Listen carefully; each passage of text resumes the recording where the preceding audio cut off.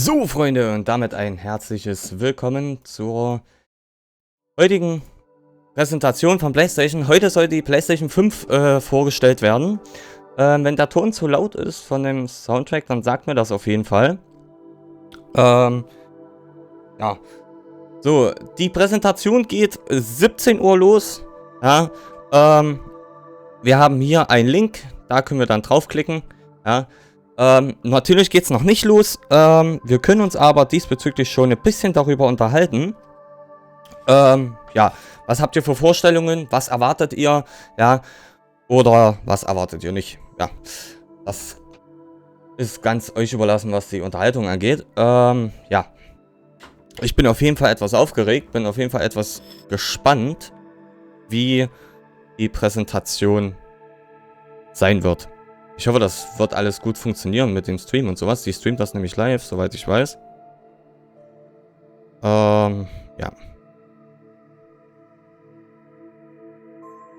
So. Einer ist bereits da. Sehr schön. Könnt euch, wie gesagt, im Chat bemerkbar machen. Ja.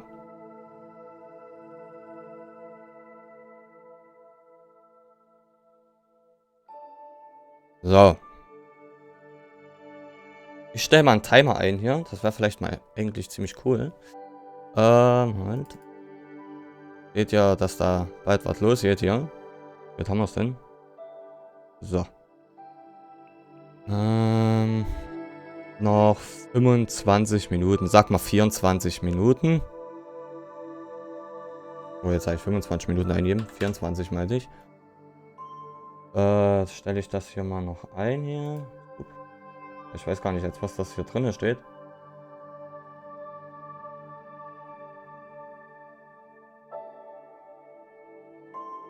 Was ist das hier drin? Upsala. Warte mal, ich muss mal kurz gucken hier, als was das hier, als was der Countdown hier eingestellt wurde. Hier, ich kopiere es einfach mal. Upsala. Das wollte ich auch nicht nochmal sehen.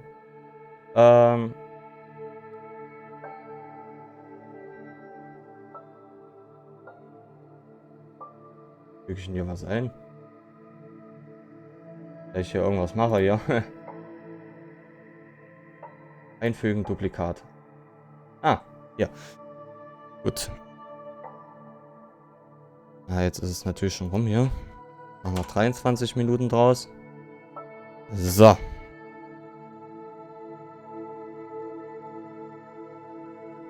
Ja, das müsste so gehen.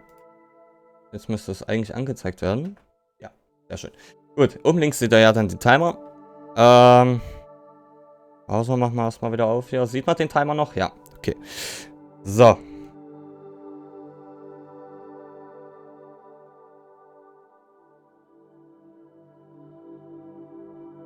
So, ihr könnt euch wie gesagt bemerkbar machen.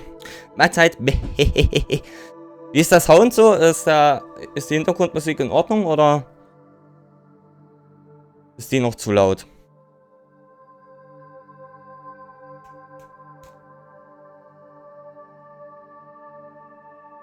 Mal gucken, wir können ja schon mal drauf schauen, ob die schon bereits was eingestellt haben. Boah, es lädt jetzt ganz schön, ne? Aber das lädt jetzt nicht zu lange. Wir wollen ja keine Sekunde verpassen.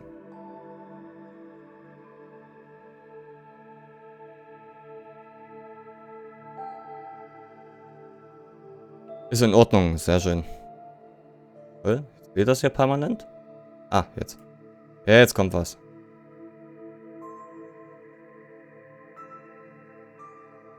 Okay, also hier scheint noch nicht zu sein, oder seht ihr hier was?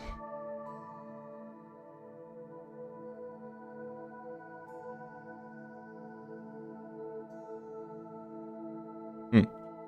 Also ich sehe noch nichts. Oder wisst ihr da was weiteres, wo man da drauf klicken soll? Eigentlich nur auf den Link klicken hieß es, ne? Um live zu schauen. Die neuesten Informationen werden im Anschluss der Präsentation auch in Textform an den News zusammengefasst, ja.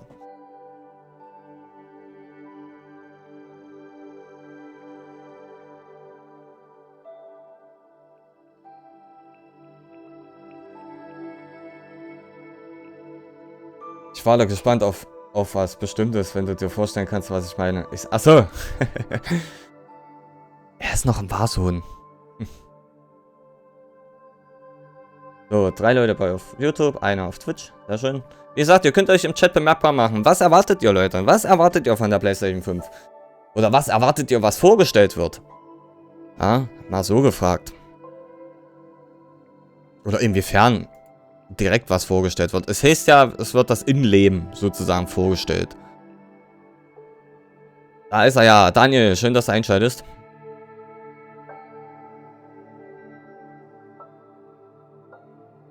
Ah, die Ladezeiten sind heftig, muss ich sagen. Aber das wird jetzt hier keine Auswirkung haben.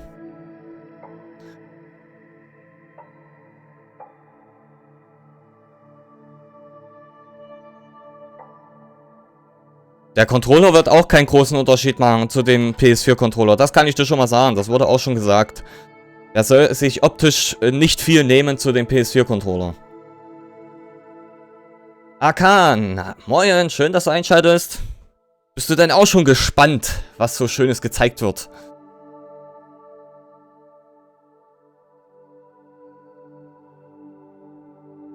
Das Aussehen und was sie an Leistungen hat.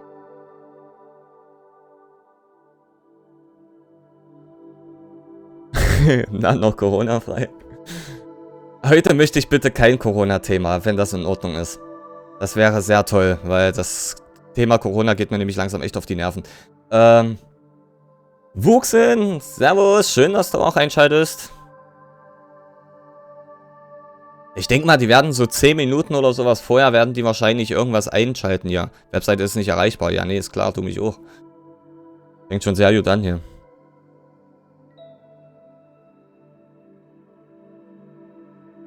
Kannst es kaum abwarten. Ich erst, ey. Warum ist die Seite jetzt nicht erreichbar? Oh, die machen bestimmt gerade den Stream fertig. Bin gespannt, was die uns heute alles erzählen werden. Ja, ich bin auf jeden Fall auch gespannt. Ich hoffe ja, dass es kein Reinfall wird, ne? Ich habe kein Corona frei.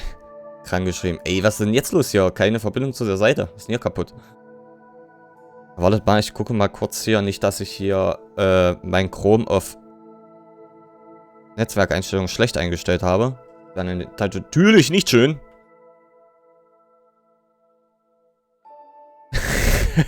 Darf ich sagen, dass meine Temperatur um 0,1 gestiegen ist?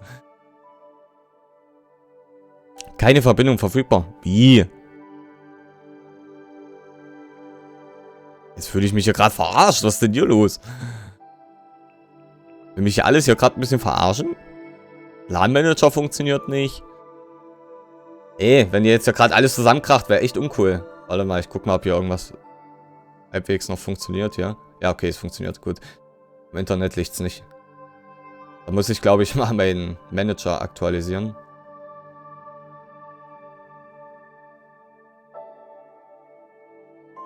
Ja, von der Xbox weiß man ja jetzt auch schon alle Specs. Bin gespannt, was die PS5 auffährt. Ja, also ich sag mal, ich erwarte jetzt sozusagen nicht, dass die PlayStation sozusagen die Xbox technisch überholt. Das erwarte ich jetzt nicht, sage ich mal. Ich sag mal so, es sollte wenigstens relativ nah rankommen oder beziehungsweise mit guten Inhalten bieten, sage ich mal. Also gute Inhalten etwas voraus sein. Aber das glaube ich ja nicht, weil Xbox bzw. Microsoft hat sich ja einige Exklusivsachen schon bereits besorgt, sage ich mal. Ja, das heißt ja, die arbeiten daran. Ich weiß nicht, also ich bin da auch jetzt nicht allzu weit informiert, was das angeht. Aber soweit ich weiß, wollen die wenigstens, dass PS4-Spiele abwärtskompatibel, also dass PS4-Spiele abspielbar sind.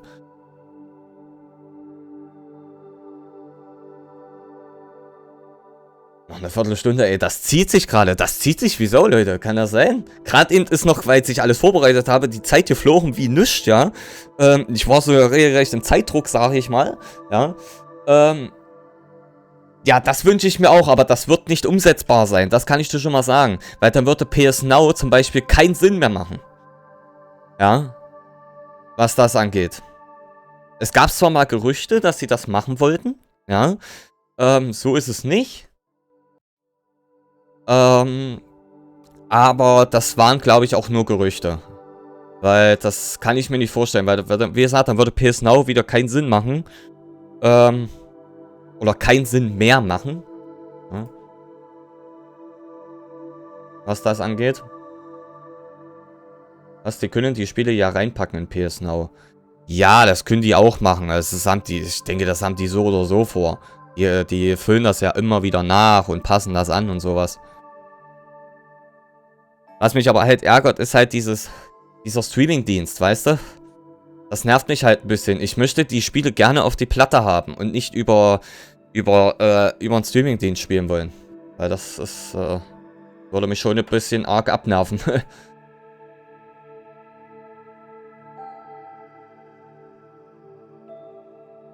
Jein, so kann man das nicht sagen. PS Now, da hast du wirklich nur die Spiele. Da hast du nix, kein Online-Spielen, kein gar nichts dabei. Ich glaube, der Xbox Game Pass... Ach nee, ist der Game Pass... Kann man da auch online spielen? Ich weiß es nicht. Ich kenne mich mit Xbox nicht aus, Leute, sorry. Also was Xbox angeht, braucht ihr mir absolut keine Fragen stellen oder sonst was. Bei PS Now kann man inzwischen Spiele runterladen. Ja, aber nur PS4-Spiele. Nur PS4-Spiele. Keine PS3, keine PS2 und keine PS1-Spiele.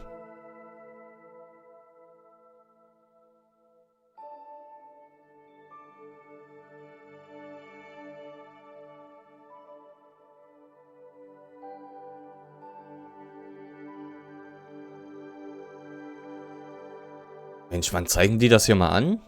Ist doch hier... Ihr müsst auch mal ein bisschen mit ausschalten. Ihr seht das ja hier, ne? Nicht, dass ich hier irgendwas übersehe. Wo ich dann draufklicken muss. Bug auf der Webseite. Na, ich denke mal, die breiten den Stream jetzt vor. Da kann das gut möglich sein, dass das jetzt öfters mal ableckt und so was.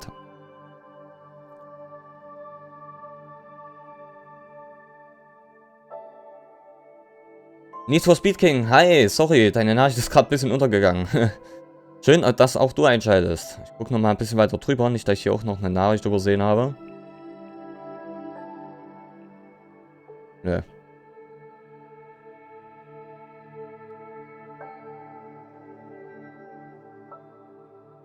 Ich habe gehört, das soll bei YouTube gestreamt werden. Ja, guck mal, hier, was hier auf der Seite steht. Hier steht, vor etwas mehr als 5 Monaten wurde die PlayStation 5, die voraussichtlich bereits Ende dieses Jahres erscheinen soll, offiziell vorgestellt werden. Wir berichteten. Daraufhin war es lange Zeit sehr still um die neue Konsole, doch nun können wir euch erfreuliche Nachrichten übermitteln. Morgen um 17 Uhr deutscher Zeit findet eine PlayStation-Präsentation mit Lead-Designer und Systemarchitekt Mark Kearney statt, welcher euch einen detaillierten Einblick in die Systemarchitektur der neuen Konsole sowie die damit verbundene Bedeutung für die Zukunft der Spiele geben wird. Hier steht es auch nochmal als Blog da auf Twitter und hier drunter steht, klicke morgen Nachmittag auf diesen Link, um live zu schauen. PS5 live.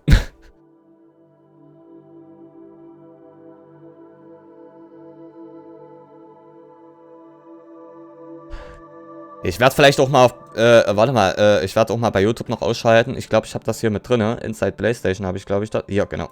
Babam. So, öfters mal hier aktualisieren. Ah, hier, Premiere. Hier haben wir es doch.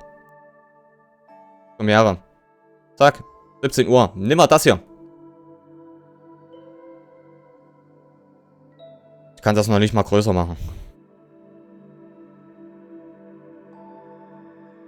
Gut, dass du mich dran erinnert hast, Daniel. Daran habe ich jetzt nicht gedacht. Nee, habe ich noch nicht. Ich komme jetzt auch gerade nicht dazu, weil wenn ich die jetzt sauge, dann kann ich das Video nicht richtig gucken. Oder zumindest mein Stream kackt dann ab. Das wollen wir natürlich nicht. Oh ja, wie sie alle schon reinschreiben. Wie viele sind denn schon da? Oh ja, 114.000 warten schon, Alter. 17.000. Es war gerade 14.000. Habt ihr das gesehen? Alter, Alter, Alter. Die kommen jetzt alle angeschwemmt hier. Gleich mal ein Like geben, auch wenn wir noch nicht gesehen haben. Aber die Demo, also vielleicht stelle ich die Demo heute noch vor. Weißt du, wie groß die Demo sein wird? Wie groß die ist? Weißt du da was?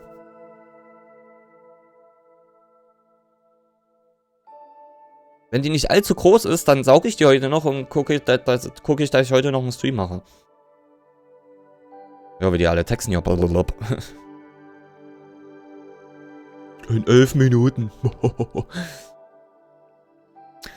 Die sagen safe, dass der Release der PS5 verschoben wird. Ja, jetzt chill mal. Es soll erstmal die Details zu dem Gerät vorgestellt werden. Es kann sein, dass sie dann noch Informationen zum Release geben. Das kann voll möglich sein und so. Ne? Haben die eigentlich hier auch einen Untertitel eingerichtet? Ja. Statistiken für Nerds. Oh, gleich mal gucken. Wird nix. Einbettungscode aktivieren. Wenn ihr euch den Stream selber angucken wollt, ich kopiere euch mal den Link hier. Dann könnt ihr gerne euch das selber anschauen. Ja. Oh, ich habe vergessen, ein Programm zu schließen hier. Das kostet nämlich auch Internet. Lesen. Haben wir hier noch. Das lassen wir offen. Das auch. Das, was ist das hier? Achso, auf Studio. Nice, das lassen wir jetzt auch noch laufen. Ja, das können wir so laufen lassen.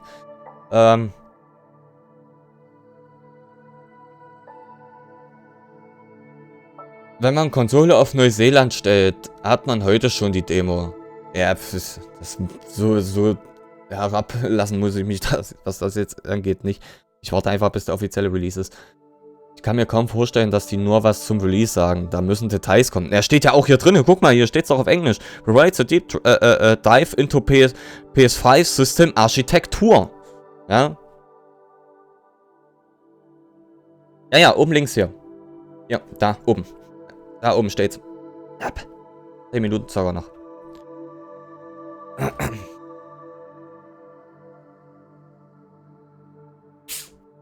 Bin Englisch-Noob. Ja, ich auch, aber Architektur, das englische Wort ist im Endeffekt genau dasselbe wie im Deutschen, bloß halt, dass das E da hinten fehlt. Und ein K statt ein C da steht.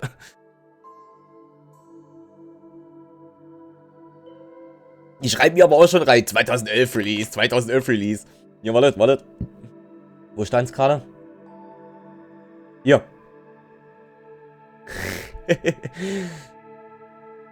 Die erwarten auch schon, dass die 2011 kommt. Es kann möglich sein, 2021 kommt. Englisch war bei mir eine 4-, bei mir war es eine 3. Bei mir war es eine 3. Marvin, hi, schön, dass du einschaltest. Morgen Resi-Demo-Hype. Oh, Resi-Demo, ja stimmt. Kommt morgen schon die Demo, oder was?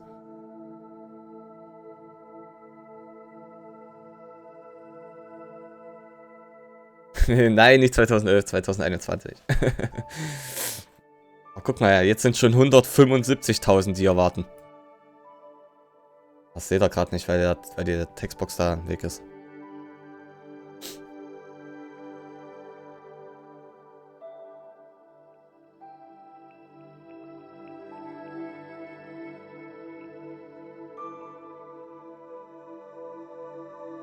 Acht Minuten noch, Leute. 8 Minuten. Es geht bald los.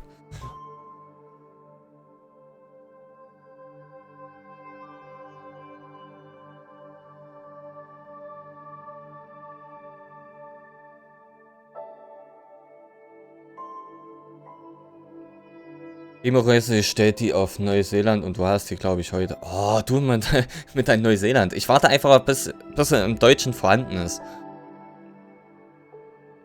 Vor allem, warum gerade Neuseeland? Kapier ich nicht. Außerdem, ich glaube nicht, dass es ausreicht, die Konsole auf Neuseeland zu stellen. Ich glaube, du musst auch deinen Store und sowas auf Neuseeland haben und sowas. Da musst du wirklich einen separaten Account haben für sowas. Also hatte ich jedenfalls bei der Demo von, sag schon, bei der Demo von Metal Gear Rising gehabt. Ja, die sagen was über die PS5. Also die wollen jetzt die Architektur vorstellen. Also das Innenleben sozusagen, was da an Technik drin ist und sowas. Es wird natürlich auf Englisch sein, ja. Also könnt ihr gleich mal abhaken, dass die da auf Deutsch quatschen oder ich weiß nicht. Ich hoffe, die haben vielleicht wenigstens einen deutschen Untertitel oder sowas. Aber das glaube ich nicht. Ich bin ein Englisch-Nerd. Nerd sage ich schon. Noob. Ja, also ich kann absolut kein Englisch. Ihr versteht dann sicherlich ein bisschen mehr als ich. Aber ich versuche das ein bisschen rauszufiltern.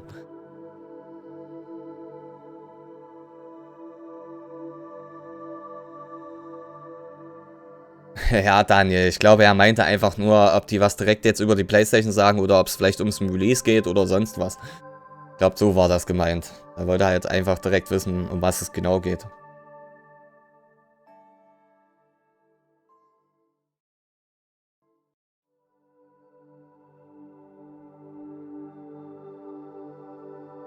Ich bin so nervös, Mann. Ich bin voll nervös.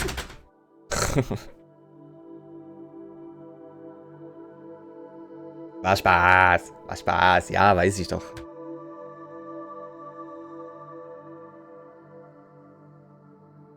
Ja, du weißt doch, Daniel, man muss immer mit gewissen Aussagen, muss man ein bisschen vorsichtig sein. Das kann man nämlich ganz schnell falsch auffassen. Ja, ich meine, wenn man so redet, so wie ich jetzt zum Beispiel, merkt man das bestimmt. Sag ich mal, wenn es Spaß ist oder nicht. Aber so in Schriftform ist das immer recht schlecht rauszufiltern. Da muss man mal aufpassen.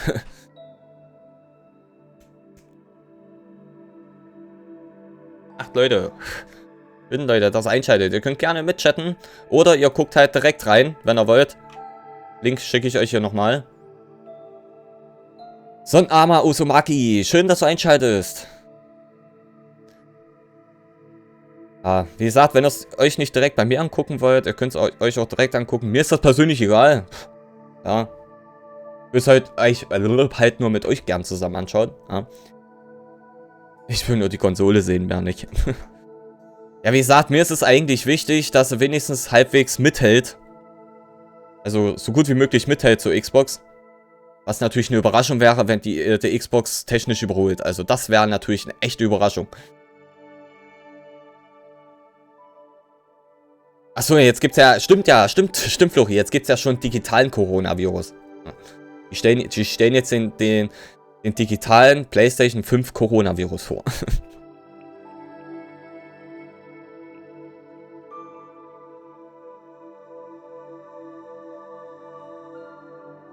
Nee, Spaß beiseite.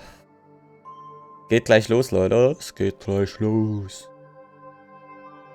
Schalten immer mehr ein. Das freut mich.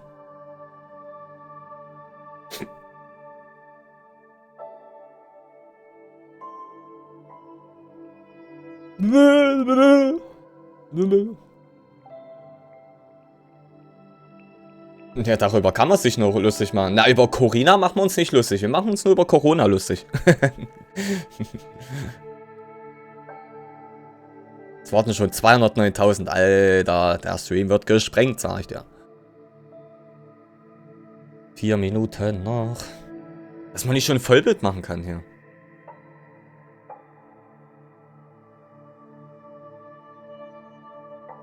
Bin mal gespannt, bei mir wird es wahrscheinlich schon ein bisschen in den Keller gehen dann. Hab gehört, dass die PS5 angeblich 5-mal schneller sein soll als die PS4. Und irgendwie man neue Fernseher braucht wegen den neuen HDMI-Kabel. Ja, ich glaube, wie heißen die? Warte, hier steht's, glaube ich. Warte.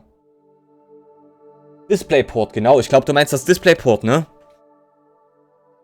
Also ich habe kein Problem damit. Ich glaube, ich habe in meinem Fernseher einmal Displayport drin.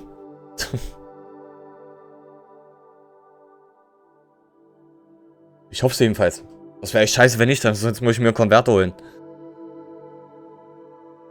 Genau, Daniel, wir nehmen eben nicht alles so ernst.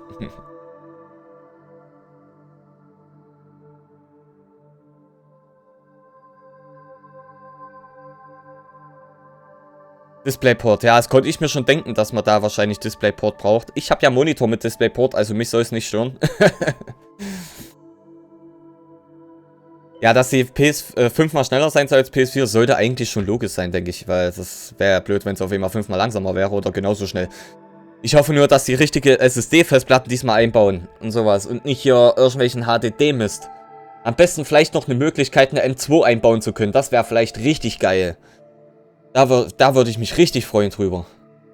Das wäre das erste, was ich mir dann gleich kaufe. Eine 2 Terabyte M2, ist ganz aber glauben, Alter.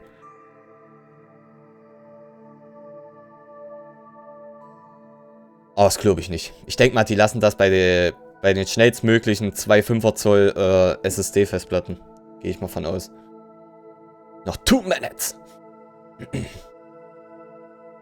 Es werden immer mehr, aber auch schlagartig übelst mehr, ne? Hier. 260.000 schon. Aber in vielen unterschiedlichen Sprachen sehe ich gerade, ne?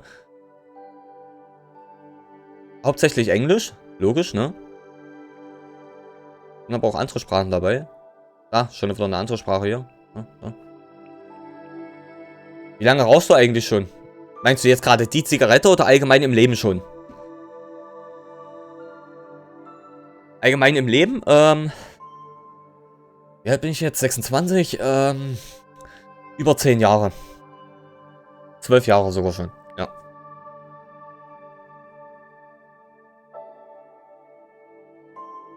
60 Sekunden noch. 40.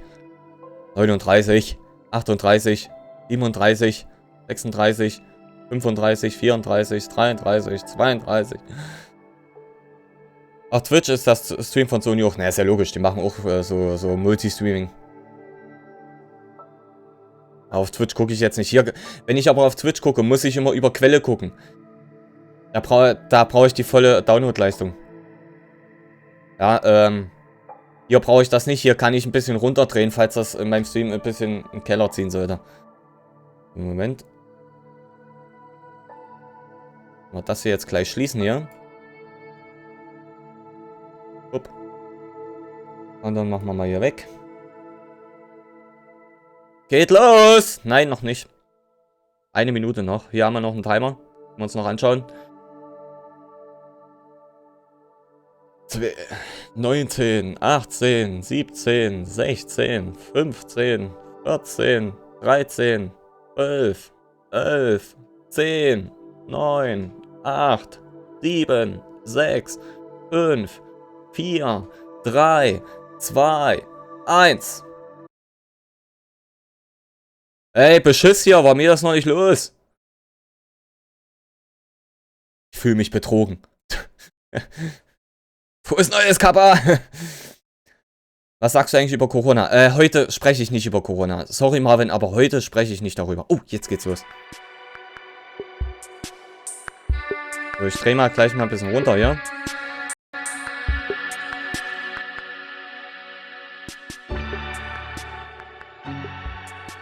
So, ist das so in Ordnung? An Lautstärke? Na, wir gucken mal, ob wir auf Full HD lassen können hier. Wir werden ja sehen, ob das dann leckt oder lädt oder sowas.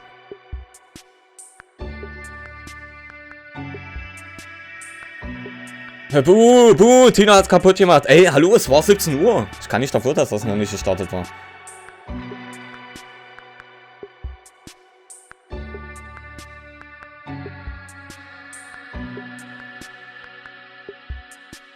So, ich sag's nochmal, Leute, wenn ihr es nicht unbedingt bei mir schauen wollt, wegen mein dummes Gelaber, dann könnt ihr euch gerne über diesen Link das direkt anschauen. Alles tutti frutti, Mutti.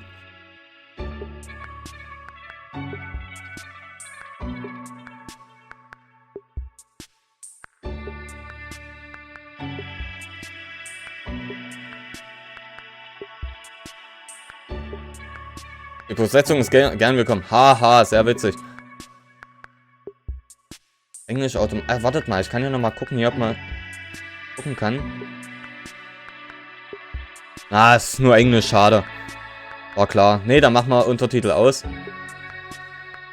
Anmerkung, Wiedergabegeschwindigkeit Standard. Ja. Aha, dankeschön. Ich kann nicht übersetzen. Flori kann für euch übersetzen, der kann das besser als ich. Deswegen gucken wir es doch.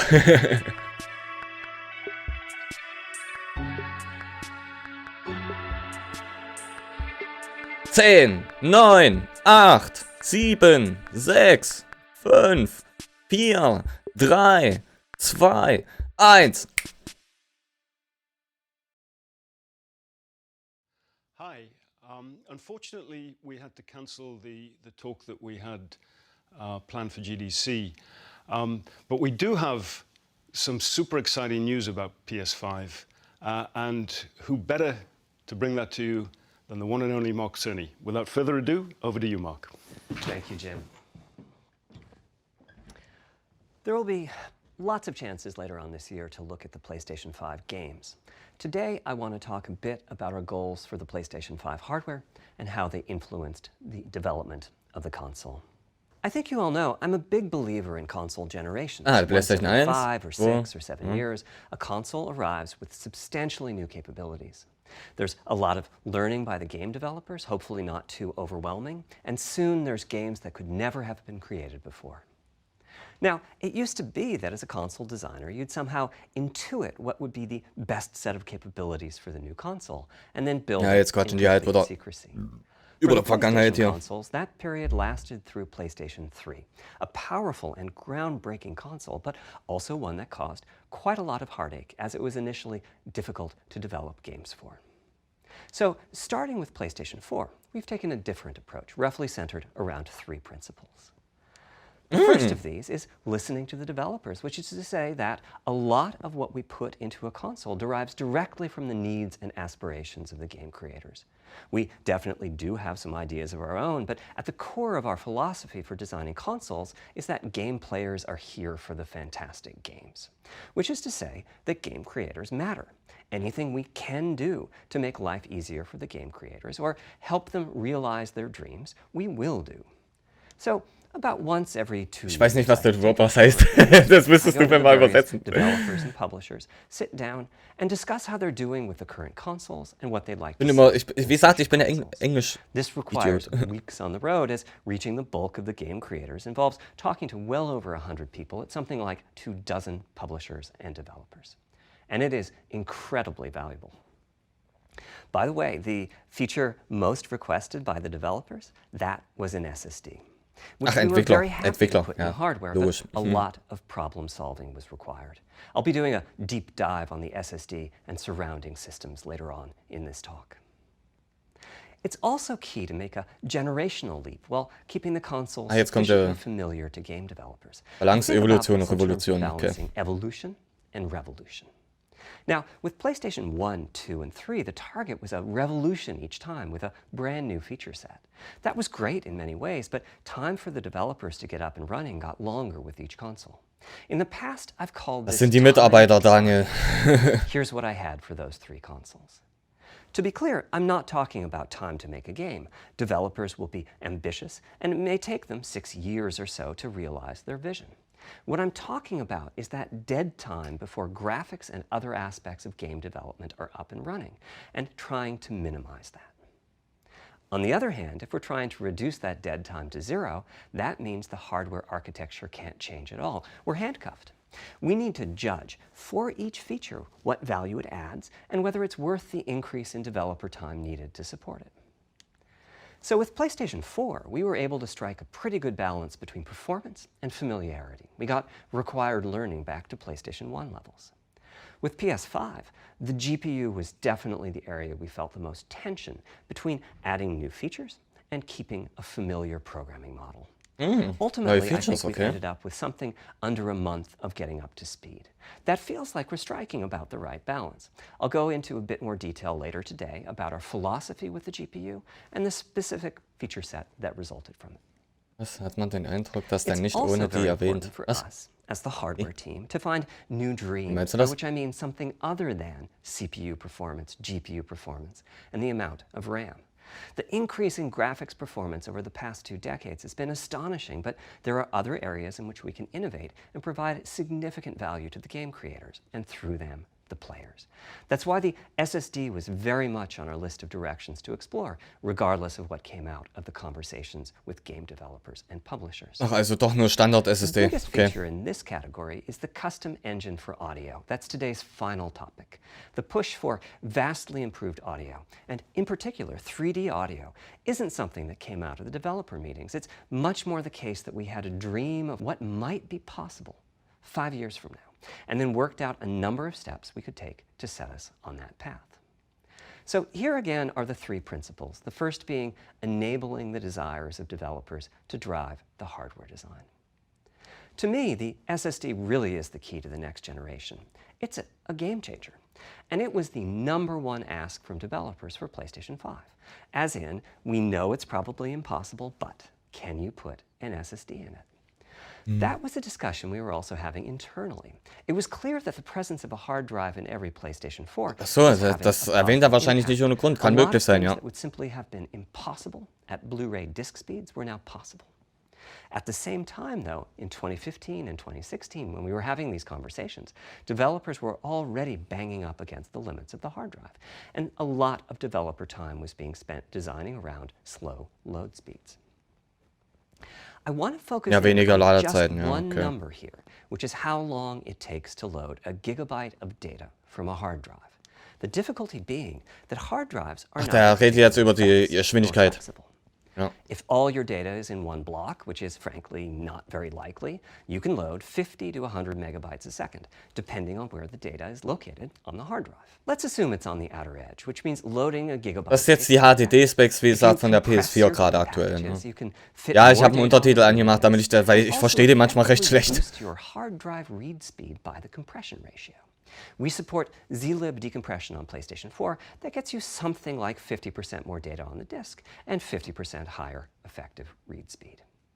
Unfortunately, though, it's highly likely that your data is scattered around in various files on the hard drive, as well as sourced from multiple locations within those files. So lots of seeks are needed at 2 to 50. Da gibt's eine richtige Formel dafür. Heftig, Alter. My rule of thumb is that the hard drive is spending 2/3 of its time seeking and only 1/3 of its time actually loading data. Na, der quatscht jetzt sozusagen über die Geschwindigkeit der Festplatten. Very roughly 20 seconds to load from a hard drive.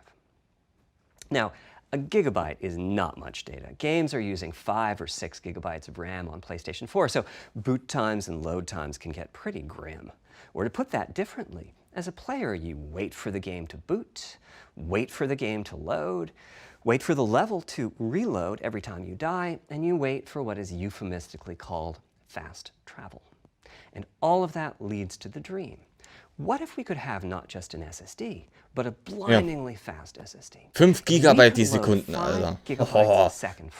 What would change? Das ist ein himmelweiter Unterschied, ne, zur PS4 HDD. From hard drives. They don't have seeks as such. If you have a 5 gigabyte a second SSD, you can Sofortige Reaktion, na, da zweifle ich aber noch dran, muss ich zugeben. Pretty much at speed. As for time to load a gigabyte, this is next gen we're talking about, so memory is bigger. Instead, we should be asking how long to load 2 gigabytes. And the answer is about 1/4 of a second. I mean, that's amazing. We're talking 2 orders of magnitude. Ladezeit 1 Gigabyte in 20 Sekunden und in der PS5 2 Gigabyte in einer Viertelsekunde. Ja. Da zweifle ich aber noch dran, muss ich zugeben. Kommt ja halt auch immer auf die Programmierung der Spiele an. Same for a reload. You're immediately back in the action after you die. And fast travel becomes so fast it's blink and you miss it.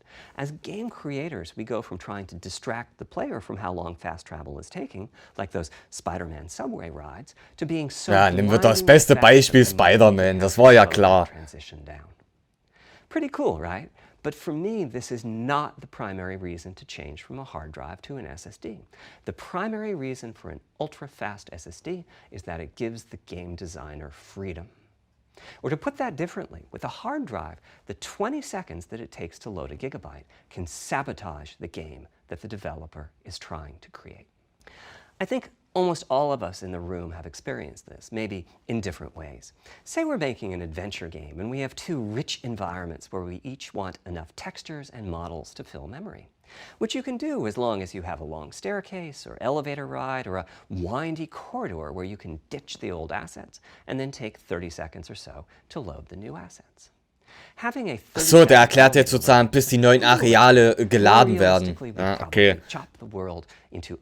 Dass man sozusagen weniger mitbekommt aus der Distanz, sozusagen, dass die Texturen und sowas geladen werden. The game is 20 years old, but not much has changed since then.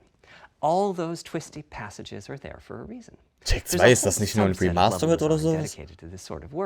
But still, it's a giant distraction for a team that just wants to make their game.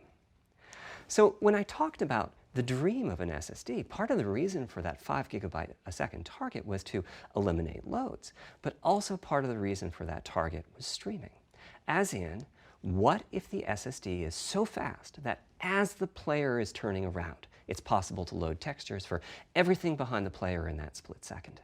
If you figure that it takes half a second to turn, that's 4 gigabytes of compressed data you can load.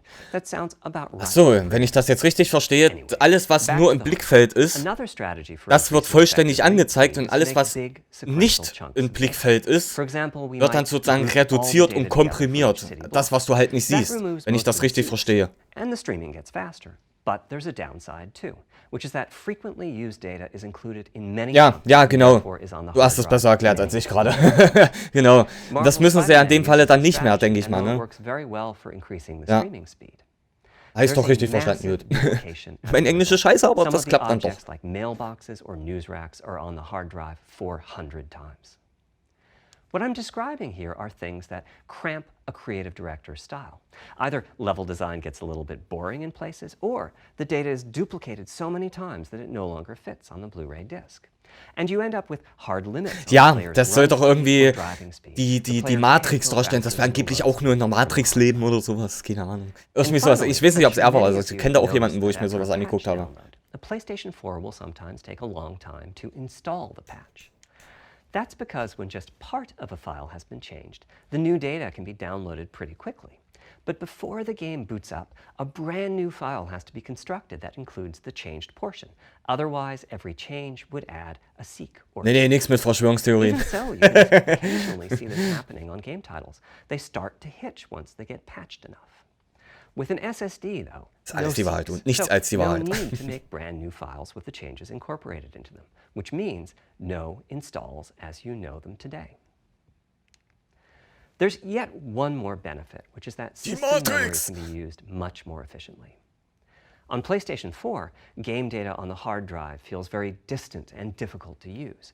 By the time you realize you need a piece of data, it's much too late to go out and find it. So system memory has to contain all of the data that could be used. Aber ist das jetzt der RAM von der PS4 gewesen oder was? Nur 8 GB? A lot of the 8 gigabytes of system memory is idle. It's gut, die haben waiting there GDDR5 gehabt, to ne? be potentially used.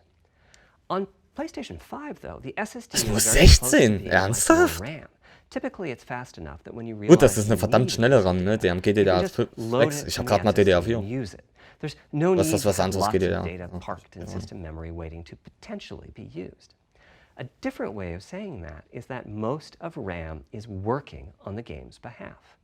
This is one of the reasons that 16 gigabytes of GDDR6 Mensch, warum haben die nicht gleich 32 reingefeuert? The presence of the Oh, dem wird doch SSD zu teuer, reduces the need for a massive intergenerational increase in size.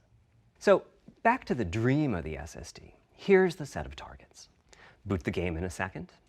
No load screens. Design freedom. Keine Ladescreens. Passages or long corridors. Oh, das ist aber ganz schön weit aus dem Fenster gelehnt, oder? On the SSD. And finally, those patch installs go away. Keine langen Patches-Installationen. Na, da bin ich mal gespannt. There's a lot of places where bottlenecks can occur in between the SSD and the game code that uses the data. You can see this on PlayStation 4. If I use an SSD with 10 times the speed, 10-mal schneller. I probably see only double the loading speed, if that. For PlayStation 5, our goal was not just that the SSD itself be 100 times Ja, ist doch so. Warum nicht gleich auf der Kacke hauen? and streaming would be 100 times faster. So every single potential bottleneck needed to be addressed. And there are a lot of them. Let's look at check-in and what happens when its overhead gets 100 times larger. Conceptually, check-in is a pretty simple process. Data is loaded into system memory from the hard drive or SSD. It's examined, a few values are tweaked to check it in, and then it's moved to its final location. At the SSD speeds we're talking about, that last part, moving the data, meaning copying it from one location to another, takes roughly an entire next-gen CPU core. And that's just the tip of the iceberg. If all the overheads get 100 times larger, that will cripple the frame rate as soon as the player moves, and that massive stream of data starts coming off the SSD. So to solve all of that, we built a lot of custom hardware, namely a custom flash controller and a number of custom units in our main chip. Custom flash? The flash controller in the SSD was designed for smooth and bottleneck-free operation, but also with games in mind. For example, there are 6 levels of priority when reading from the SSD. Priority is very important. You can imagine the player heading into some new location in the world and the game requesting a few gigabytes of textures. And while those textures are being loaded, an enemy is shot and has to speak a few dying words. Having multiple priority levels lets the audio for those dying words get loaded immediately. Huh.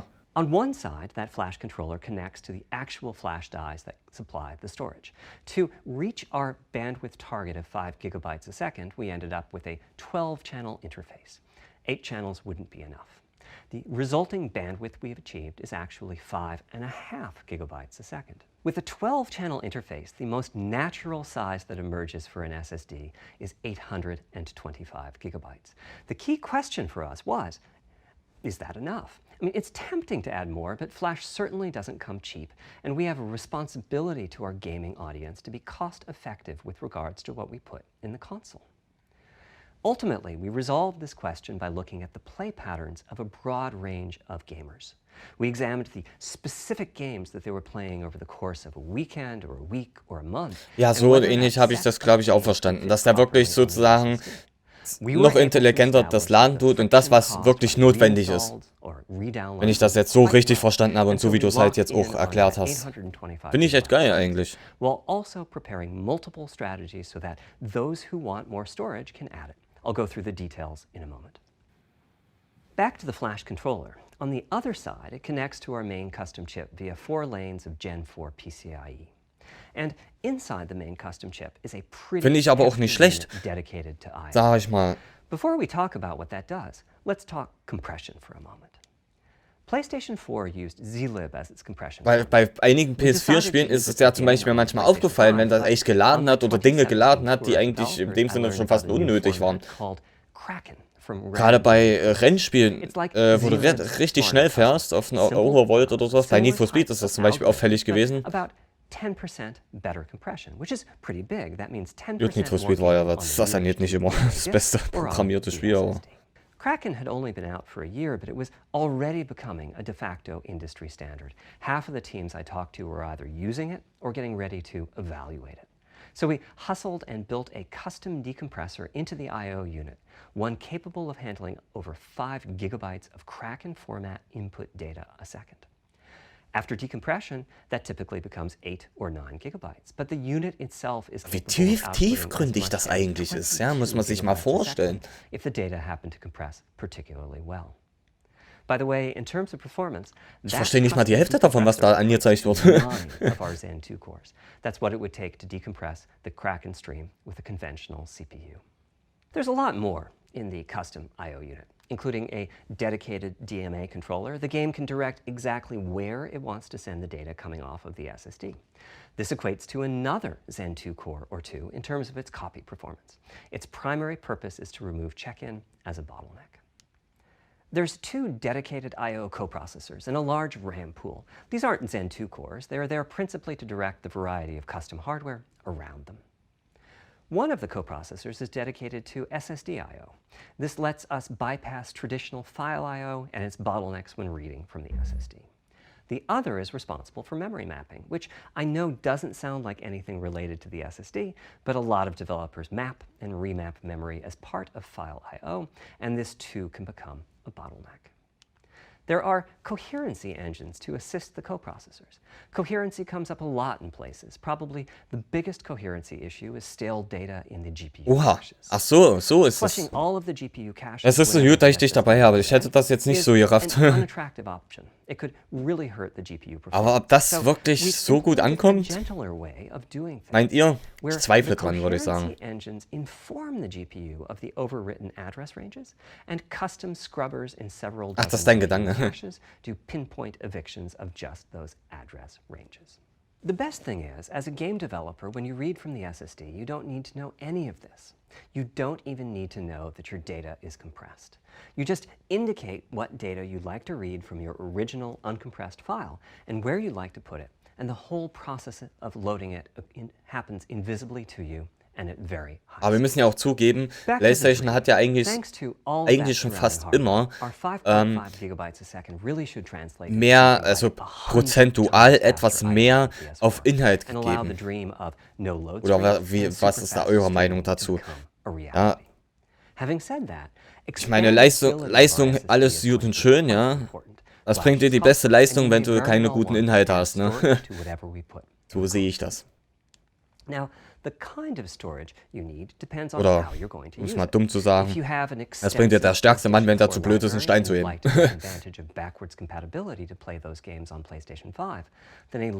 Ja, es würde mich auch interessieren, aber die erklären jetzt erstmal das Innenleben. Also die quatschen seit bestimmt über 20 Minuten nur über die SSD-Festplatte und die Ladegeschwindigkeiten und sowas.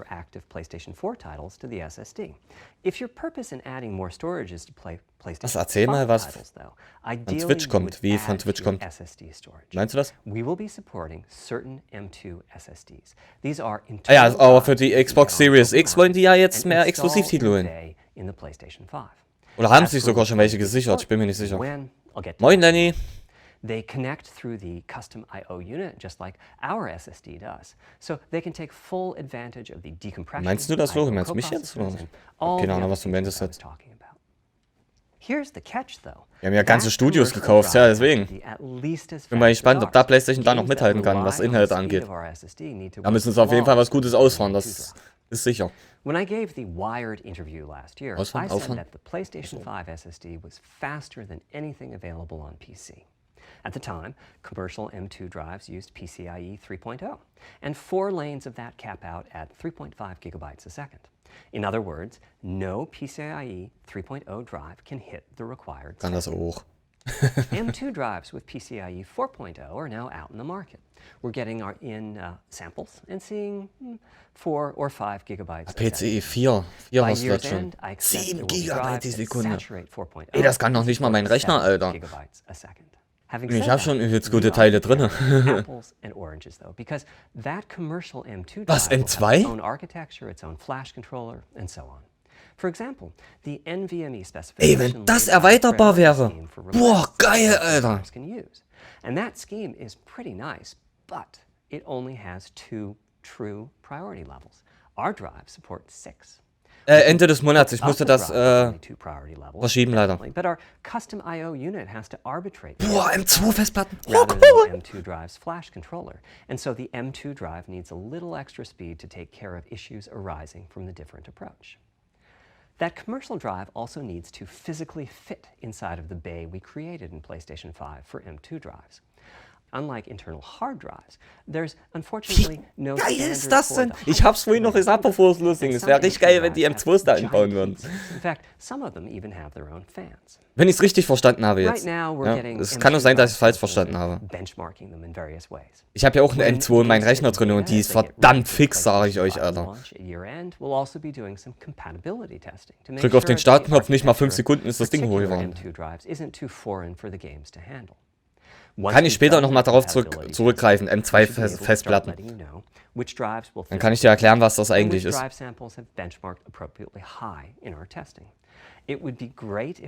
haben was über M2, der hat was über M2 Flash-Speicher gesprochen, M2-Festplatten gesprochen. Und ja. Kann ja nochmal kurz ein bisschen zurückspulen, wo das war. Ja. Hat er über M2 gequatscht und sowas. Jetzt nicht Pause machen. Of course, many of these capabilities result in more performance. That's part of why a PlayStation 5 teraflop is more powerful than a PlayStation 4 teraflop.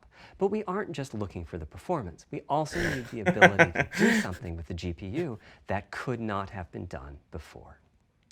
And we need higher performance per watt. Every time we double the performance of some GPU component, we don't want to find out we've doubled the power consumed and the heat produced. But at the same time, we have to make sure the GPU can run PS4 games, and we have to ensure that the architecture is easy for the developers to adopt. Now, backwards compatibility was handled masterfully by AMD. They treated it as a key need throughout the design process. As our solution to adding new features, wenn ich das richtig verstanden habe, haben sie sich an AMD features, it would be optional to use them. The GPU supports Ray Tracing, but you don't have to use Ray Tracing. Und Ray Tracing, ja, das konnte ich mir schon denken, dass die auch Ray Tracing unterstützen. But you can release your first game on PlayStation 5 without making any use of them. Before I get into the capabilities of the GPU, I'd like to make clear 2 points that can be quite confusing. First, we have a custom AMD GPU based on their RDNA 2 technology. What does that mean? Ach, basierend auf AMD, AMD okay. is continuously improving and revising their tech. For RDNA 2, their goals were, roughly speaking, to reduce power consumption by re-architecting the GPU to put data close to where it's needed, to optimize the GPU for performance, and to add a new, more advanced feature set.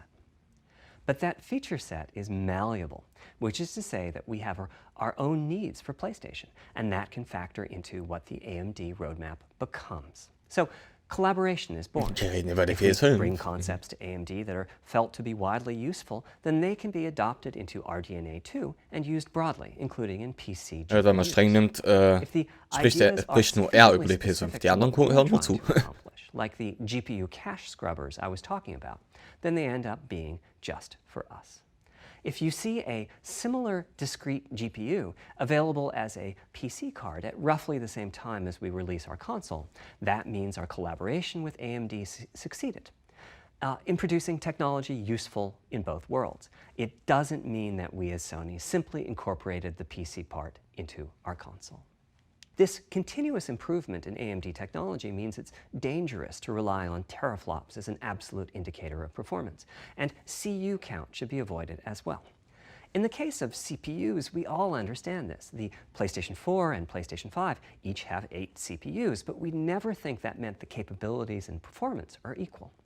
It's the same for CUs. For one thing, they've been getting much larger over time. Adding new features means adding lots of transistors. In fact, the transistor count for a PlayStation 5 CU is 62% larger than the transistor count for a PlayStation 4 CU. Second, the PlayStation 5 GPU is backwards compatible with PlayStation 4. What does that mean? One way you can achieve backwards compatibility is to put the previous console's chipset in the new console, like we did with some PlayStation 3s. But that's, of course, extremely expensive. A better way is to incorporate any differences in the previous console's logic. Ich denke mal, die nutzen das einfach nur als Vergleich oder sowas. Meaning that even as the technology evolves, the logic and feature set that PlayStation 4 and PlayStation 4 Pro titles rely on is still available in backwards compatibility modes. One advantage of this strategy is that once backwards compatibility is in the console, it's in. It's not as if a cost down will remove backwards compatibility like it did on PlayStation 3. Achieving this unification of functionality took years of efforts by AMD, as any roadmap advancement creates a potential divergence in logic.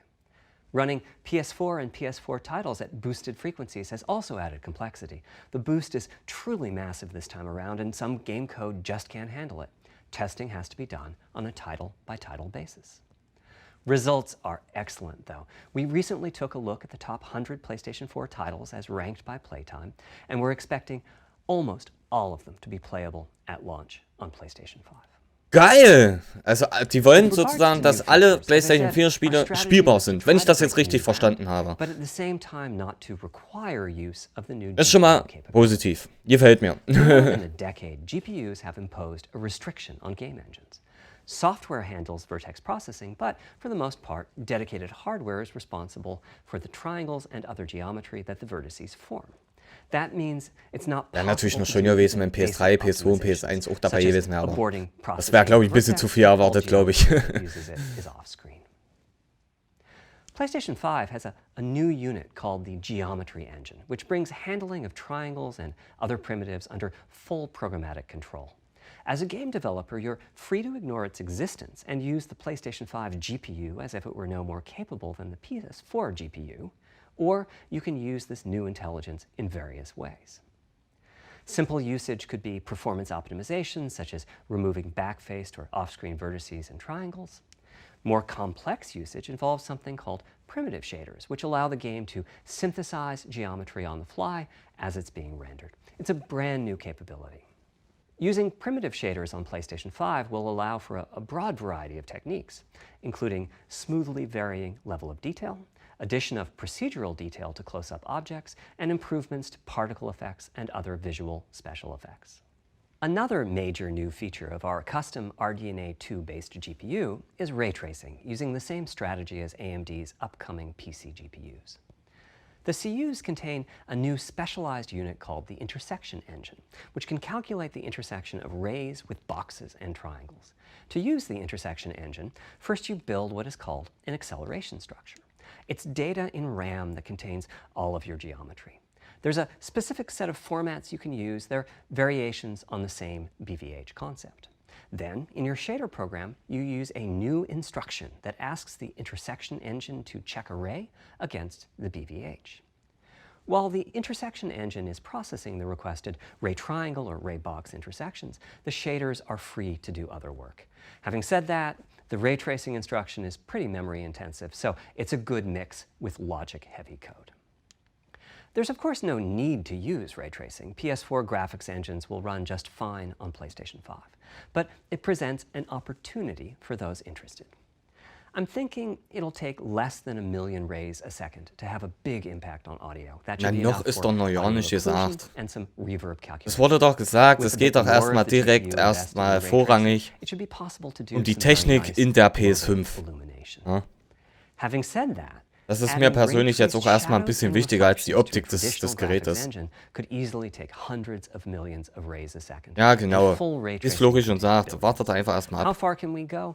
I'm starting Wir wollen to halt get hier, quite was die bullish. I've Technik already angeht, ein seen bisschen a ins Detail PlayStation gehen. 5 Also title da that's successfully ist das doch using klar, dass da ray-tracing-based reflections in jetzt complex sehr, sehr viel animated gelabert scenes wird. with only Und modest ja. costs. Another set of issues for the GPU involved size and frequency. How big do we make the GPU, and what frequency do we run it at? This is a balancing act. The chip has a cost, and there's a cost for whatever we use to supply that chip with power and to cool it. In general, I like running the GPU at higher frequency. Let me show you why. Here's 2 possible configurations for a GPU roughly of the level of the PlayStation 4 Pro. This is a thought experiment. Don't take these configurations too seriously.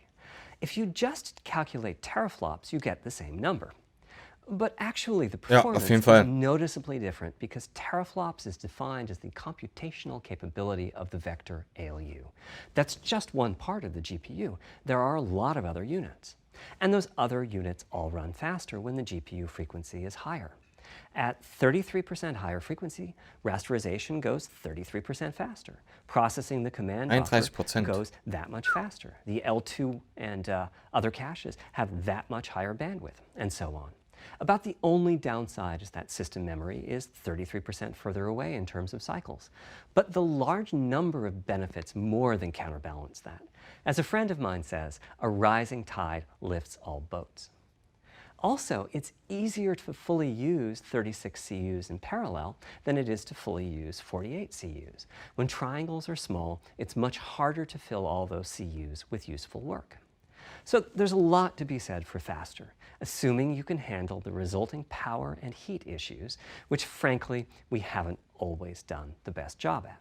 Part of the reason for that is, historically, our process for setting CPU and GPU frequencies has relied on some heavy-duty guesswork with regards to how much electrical power games will consume and how much heat will be produced as a result inside of the console. Power consumption varies a lot from game to game.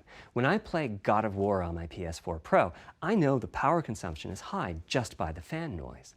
But power isn't simply about engine quality. It's about the minutiae of what's being displayed and how. It's counterintuitive, but processing dense geometry typically consumes less power than processing simple geometry, which is, I suspect, why Horizon's map screen, with its low triangle count, makes my PS4 Pro heat up so much. Our process on previous consoles has been to try to guess what the maximum power consumption during the entire console lifetime might be, which is to say, the worst case scene in the worst case game, and prepare a cooling solution that we think will be quiet at that power level. If we get it right, fan noise is minimal. If we get it wrong, the console will be quite loud for the higher power games, and there's even a chance that it might overheat and shut down if we misestimate power too badly. PlayStation 5 is especially challenging because the CPU supports 256-bit native instructions that consume a lot of power. These are great here and there, but presumably only minimally used. Or are they? If we plan for major 256-bit instruction usage, we need to set the CPU clock substantially lower or noticeably increase the size of the power supply and fan. So, after much discussion, we decided to go with a very different direction on PlayStation 5. We built a GPU with 36 CUs. Mind you, RDNA 2 CUs are large. Each has 62% more transistors than the CUs we were using on PlayStation 4. So, if we compare transistor counts, Wenn ich das davor jetzt auch richtig verstanden habe, ging es halt auch unter anderem jetzt noch darum, dass im Gegensatz zur PlayStation 4 die Konsole PS5 sozusagen gut gekühlt wird. Unter anderem. Aber da ging es auch noch ein bisschen mehr ins Detail, glaube ich. A generous amount of electrical power, and then increase the frequency of GPU and CPU until they reach the capabilities of the system's cooling solution. It's a completely different paradigm. Rather than running at constant frequency and letting power vary based on the workload, we run at essentially constant power and let the frequency vary based on the workload. We then tackled the engineering challenge of a cost-effective and high-performance cooling solution designed for that specific power level. In some ways, bei der älteren Version von PS4 war das ja schon eine Problemzone, dass das Ding übelst heiß geworden ist und sich anhört wie so ein Flugzeugträger. Flugzeugträger, ist klar. Wie so eine Turbine, so rum. So, how fast can we run the GPU and CPU with this strategy? The simplest approach would be to look at the actual temperature of the silicon die and throttle the frequency on that basis. But that won't work. It fails to create a consistent PlayStation 5 experience. It wouldn't do to run a console slower simply because it was in a hot room. So rather than look at the actual temperature of the silicon die, we look at the activities that the GPU and CPU are performing and set the frequencies on that basis, which makes everything deterministic and repeatable. While we're at it, we also use AMD's Smart Shift technology and send any unused power from the CPU to the GPU so it can squeeze out a few more pixels. The benefits of this strategy are quite large. Running a GPU at 2 GHz was looking like an unreachable target with the old fixed frequency strategy. With this new paradigm, we're able to run way over that. In fact, we have to cap the GPU frequency at 2.23 GHz so that we can guarantee that the on-chip logic operates properly. 36 CUs at 2.23 GHz is 10.3 teraflops, and we expect the GPU to spend most of its time at or close to that frequency and performance. Similarly, running the CPU at 3 GHz was causing headaches with the old strategy. But now we can run it as high as 3.5 GHz. In fact, it spends most of its time at that frequency. That doesn't mean all games will be running at 2.23 GHz and 3.5 GHz. When that worst-case game arrives, it will run at a lower clock speed, but not too much lower. To reduce power by 10%, it only takes a couple of % reduction in frequency, so I'd expect any downclocking to be pretty minor. All things considered, the change to a variable frequency approach will show significant gains for PlayStation gamers. The final of our 3 principles was about finding new dreams. It's important for us on the hardware team to find new ways to expand or deepen gaming, and that's what led us to a focus on 3D audio. As players, we experience the game through the visuals, through audio. 3D-Audio beherrscht meine Anlage. Das ist schon mal gut. Or haptics. Personally, I feel a game is just dead without audio. Visuals are, of course, important, but the impact of audio is huge as well. At the same time, the audio team on a game project has to do a lot with a little. For example, on PlayStation 4, there's fierce competition for the Jaguar CPU cores. Audio typically ends up getting just a fraction of a core.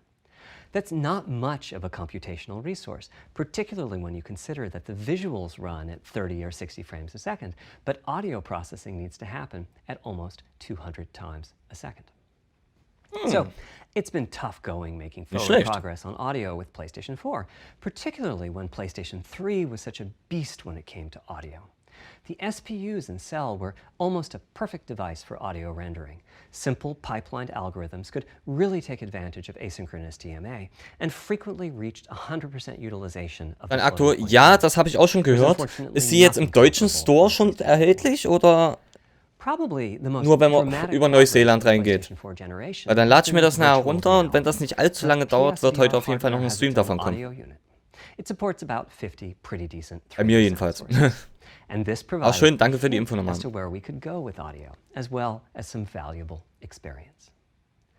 Not to oversimplify, but here were our goals for audio on PlayStation 5.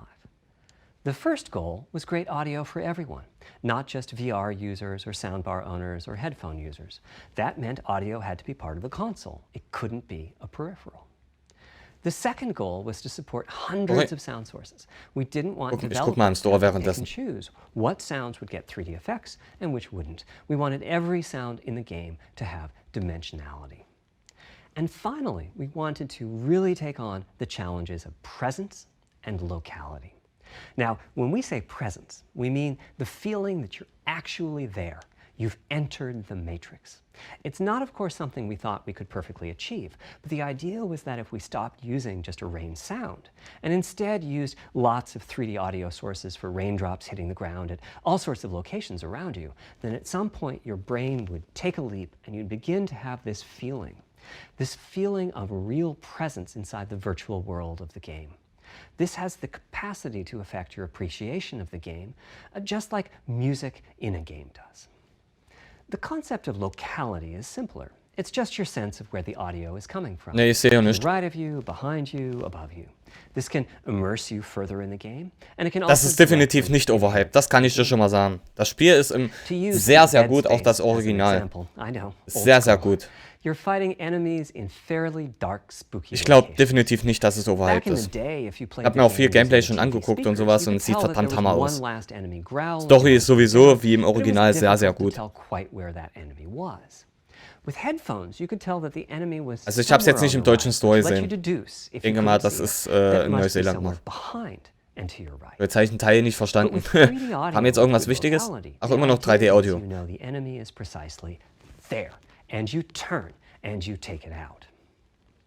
Ich habe auch eine 3D-Anlage. Mit 3D-Audio natürlich. Das würde mir zum Vorteil kommen. Based on what direction the sound is coming from, sound waves bounce around inside the ear, there's some constructive and destructive interference, and the result is a change in volume. The phase of the sound also shifts, depending on what path the sound wave took to reach the ear canal. These volume changes and phase shifts are different for each direction and also vary depending on the frequency of the sound. Head size and head shape also impact the sound in a similar fashion.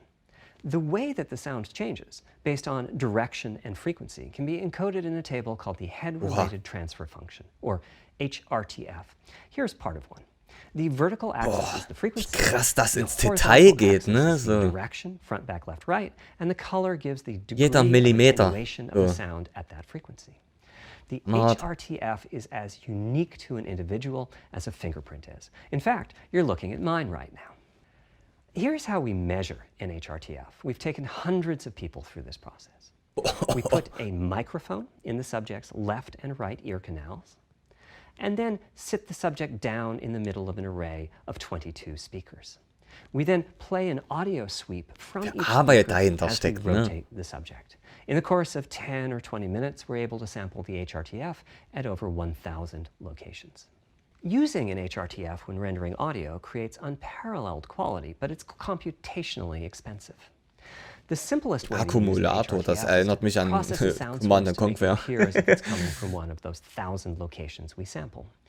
Unfortunately, the processing has to be done in frequency domain rather than time domain, so there's multiple fast Fourier transforms needed for every sound source, for every audio tick. That's a lot of multiplies. This computational complexity was the determining factor for our strategy. It meant we had to bite the bullet and design and build a custom hardware unit for 3D audio. Collectively, we're referring to the hardware unit and the proprietary Ist eigentlich geplant, wie lange die Präsentation gehen soll? Tempest 3D Audio Tech. The meaning of 3D audio and technology should be pretty obvious here. As for Tempest, I feel it really reflects our goals with audio. It suggests a certain intensity of experience and also hints at your presence within it. We're calling the hardware unit that we built the Tempest engine. It's based on AMD's GPU technology. We modified a compute unit in such a way as to make it very close to the SPUs in PlayStation 3. Remember when I said that they were ideal for audio? So the Tempest engine has no caches, just like an SPU. All data access is via DMA, just like an SPU. Our target was that it would have more power than a CPU, thanks to the parallelism that a GPU can achieve, and that it would be more efficient than our GPU, thanks to the SPU-like architecture. The goal being to make possible near 100% utilization of the CU's vector units. Where we ended up is a unit with roughly the same SIMD power and bandwidth as all 8 Jaguar cores in the PlayStation 4 combined. If we were to use the same algorithms as PSVR, that's enough for something like 5,000 sound sources. But of course, we want to use more complex algorithms, and we don't need anything like that number of sounds. It would have been wonderful if a simpler strategy, Bin da weg, eventuell, wenn Trials of Mana Stream kommt, bin ich wieder da.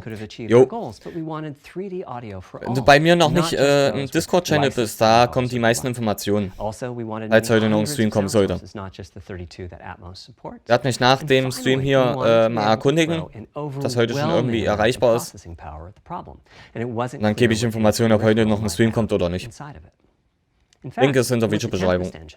We've even got enough power that we can allocate some to the games, to the extent that games want to make use of convolution reverb and other algorithms that are either computationally expensive or need high bandwidth. But the Gute Frage, was nochmal? of the Tempest Ich bin jetzt verwirrt, ich war gerade 3D audio. voll concentrated. Now, 3D audio is a major academic research topic. It's safe to say that no one in the world has all of the answers. And the set of algorithms that has to be invented Das ist halt nun mal so bei einer Präsentation. 3D audio is immense.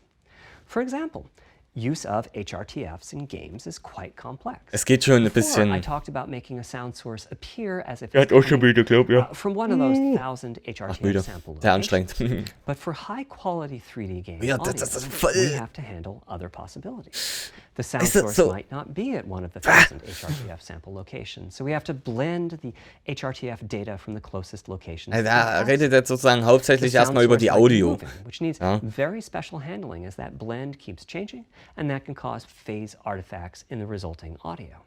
Or the sound source might have a size to it, meaning it should feel as if it's coming from an area rather than a single point. Ich bin mal gespannt, wenn ich dann die PS5 fahren sollte, ob das dann auch diese 3D-Sounds mit meiner Anlage hoch kompatibel sind. Ne? Oder ob ich das Kabel direkt anschließen muss. Oder wenn es überhaupt richtig kompatibel ist. Halt die Frage, ne? Ambisonics being somewhat like the spherical harmonics used in computer graphics. And finally, there's audio devices. The player might be using headphones or TV speakers or have a higher-end surround sound setup with 6 or more speakers, all of which need different approaches. Also ich habe keine Probleme, ich habe 7.1 hier. It's nice to have the computational resources of the Tempest engine, but it's Bin clear gerade that schon achieving our eingepennt. ultimate goals with 3D audio is going to be a multi-year, step-by-step process. Having said that, headphone audio implementation is largely complete at this time.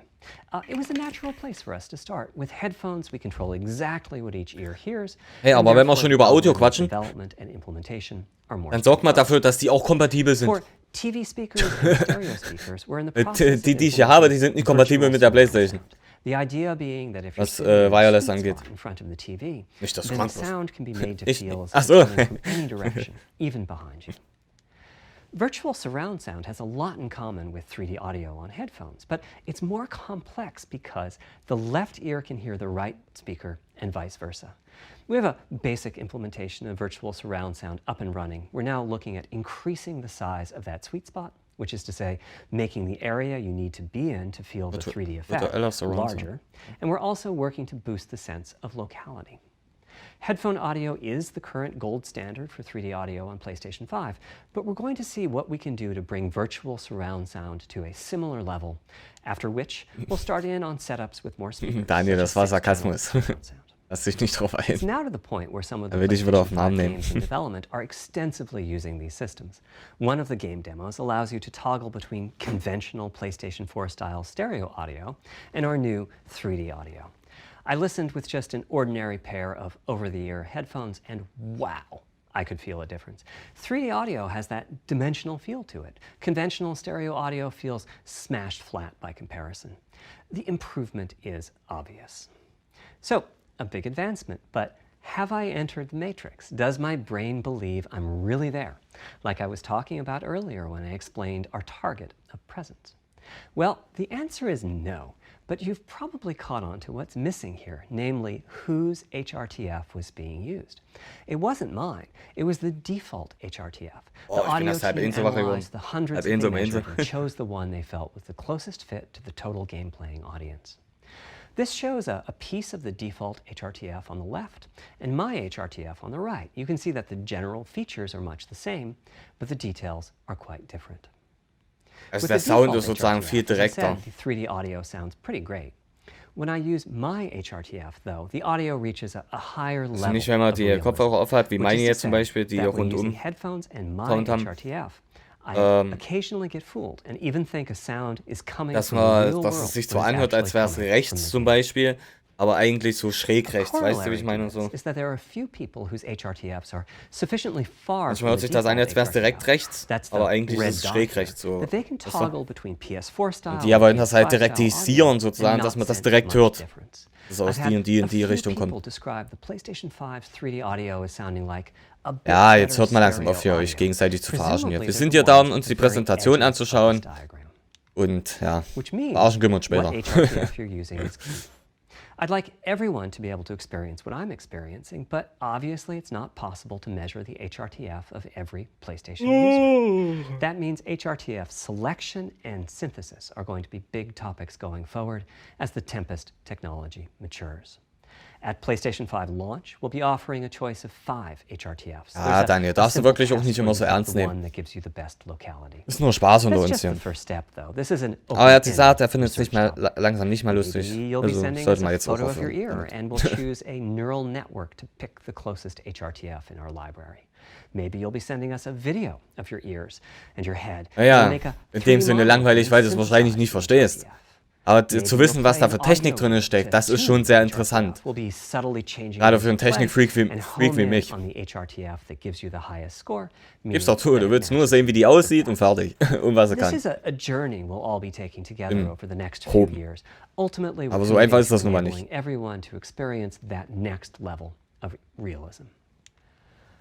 Hopefully, I've been able to illustrate a bit about our design and decision-making process today and why PlayStation 5 has the feature set that it does. Now comes ja, die strecken das wirklich ein bisschen zu sehr. Die gehen zu sehr ins Detail, muss ich sagen. I'm hoping for the completely unexpected. Will it come from audio? Ja, weißt du, was noch kommt? Die haben erst über die Festplatte gesprochen, dann über die GPU, dann CPU, glaube ich. Wie, das war's schon? Wie jetzt? Habe ich jetzt was verpasst? Oder kommt da jetzt noch was? Was? Das war's schon? Ernsthaft? Okay, die haben wirklich nur über den Inhalt gesprochen. Nicht über den Release, nicht über den... Nicht über die Optik, also die Optik haben sie nicht gezeigt, okay. Ich dachte vielleicht, dass sie ein bisschen was zeigen. Aber gut. Die haben ja gesagt, die sprechen über die Architektur und da konnte man schon davon ausgehen, dass da wirklich nichts anderes gezeigt wird. Hätte man damit rechnen müssen. Ja, okay. Also, meiner Meinung nach bin ich froh, dass es endlich vorbei ist. Ach, das ist doch Bullshit, Daniel. Sorry, aber bloß weil du jetzt nicht gesehen hast, wie die aussieht, das ist doch kein Grund, die nicht zu kaufen. Das ist jetzt eine übertriebene Maßnahme oder Äußerung von dir. Nein, egal, darauf gehe ich jetzt auch nicht ein. Und zwar, Fazit, also, soweit ich jetzt mitbekommen habe, hat die PlayStation 5, ey, guck mal, ist sogar mein Thumbnail hier drin zu sehen. Hoho, cool. Jedenfalls, kann man, beziehungsweise ist in der PlayStation 5 eine, in der PlayStation 5 eine M2-Festplatte drin. Ich kann euch auch gerne mal zeigen, was das ist. M2-Festplatte sind die verbesserte Form der SSD-Festplatten, die man so kennt. Es gibt ja SSD-Festplatten, die in der Form von normalen Festplatten aussehen, also 2,5er, ja, hier wie die hier zum Beispiel. Das sind normale SSD-Festplatten. Und dann gibt es halt noch die M2. Ja, die sehen aus wie Arbeitsspeicher, könnte man sagen. Ja, hier, das sind M2s. Guck mal, mach mal ein größeres Bild hier. So sehen die Festplatten aus. M2s. Es gibt sie in unterschiedlichen Längen, soweit ich das jetzt sehen kann. Ich habe hier so eine. Kann ich gleich mal zeigen. So eine habe ich. Ja, habe ich in meinem PC zum Beispiel drin. Ja, genau, Flori, das gebe ich auch zu. Es wurde nicht angekündigt. Oh, das tut mir leid, Erik. Ich habe eigentlich noch auf Discord eine Anmerkung geschrieben, dass es bald losgeht. Ja, das ist sozusagen eine M2 SSD-Festplatte. Und das finde ich verdammt gut, dass PlayStation jetzt darauf gestiegen ist. Ich dachte erst, die stecken hier ganz normale SSD-Festplatten rein hier. Ja, hier, diese Dinger hier. Ja, habe ich ehrlich gesagt erwartet, dass die sowas hier reinstecken. Aber dass die gleich eine M2 reinfeuern, hätte ich jetzt nicht erwartet. Gebe ich ehrlich zu. Ja.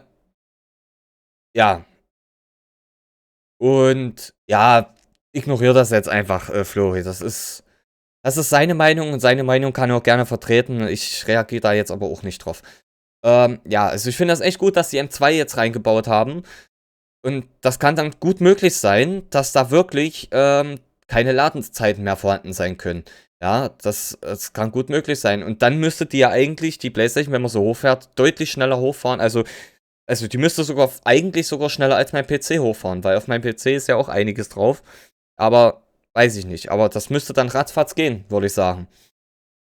Ja, dann haben sie halt noch über die GPU gesprochen. Über die GPU habe ich jetzt nicht allzu viel verstanden, aber sie soll Raytracing vertreten. Ja, das ist schon mal sehr gut. Das freut mich auf jeden Fall auch. Ja, jetzt nicht nur wegen dem Raytracing, aber auch, dass das halt intelligent ist. Ja, das ist doch schön für dich, wenn die den längst voraus sind. Sorry, Daniel, dass ich das jetzt sage, aber wenn es dich anpisst, dass PlayStation nicht so viel zeigt, dann geh rüber zur Xbox und hol dir eine Xbox Series X. Sorry, aber wir reden jetzt hier gerade um die PlayStation. Ja, was Xbox macht, interessiert mich gerade absolut nicht. Wenn dich das nicht interessiert, die Details, die Technik in der PlayStation drin, sorry, dass ich das jetzt so sage, aber dann schalt einfach aus jetzt, weil das geht mir jetzt langsam auf den Piss. Ich versuche hier gerade zu erklären, in der Kurzfassung, was in der PlayStation 5 alles drin ist. Und da müssen solche dämlichen Äußerungen jetzt nicht sein. Sorry, aber das nervt langsam. Ja, Raytracing. Ich kann mir jetzt, ich weiß auf jeden Fall, dass das irgendwas mit dem Detail zu tun hat. Weil Raytracing können wir gerne mal googeln. Raytracing, Wikipedia. Raytracing, in englischer Schreibweise meist Raytracing, ist eine auf der Aussendung von Strahlen basierenden Algorithmus zur Verdeckungsberechnung, also zur Ermittlung der Sichtbarkeit von dreidimensionalen Objekten von einem bestimmten Punkt im Raum aus. Ebenfalls mit Raytracing bezeichnet man mehrere Erweiterungen dieses grundlegenden Verfahrens, die den weiten Weg von Strahlen nach dem Auftreffen der Oberfläche berechnen. Das heißt, das wird nochmal viel detaillierter berechnet, als würdest du richtig vorm Spiegel stehen. Ja. Und, ach, im deutschen E-Shop. Ja, dann gucke ich, dass ich das im deutschen E-Shop bekomme. Ja, so hier hast du ja ein Beispielbild. Hier siehst du, was Raytracing ist. So wie du das Detail jetzt hier siehst, ja, das würdest du so ohne Raytracing jetzt nicht so sehen. Ja, auch diese Spiegelung, diese Lichteffekte, Schatten und sowas, das würdest du so in dem Ausmaß, wie es hier jetzt dargestellt wird, ohne Raytracing nicht sehen. Oder jedenfalls nicht so deutlich. Das ist Raytracing.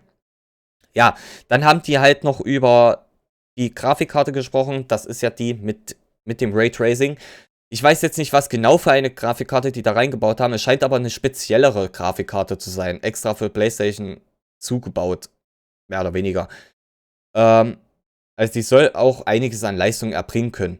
Ja, und wie ich schon sagte, wie nennt man das?